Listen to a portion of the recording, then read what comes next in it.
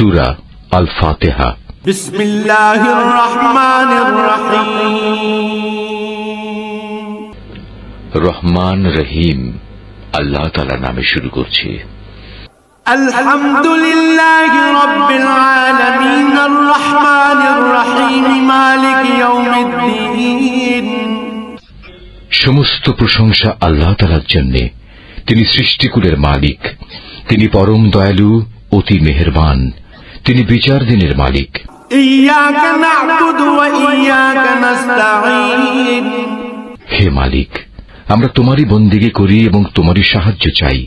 ইহদিনাস সিরাতাল মুস্তাকিম সিরাতাল্লাযীনা আন'আমতা আলাইহিম গায়রিল মাগদুবি আলাইহিম ওয়ালাদ-দাল্লিন।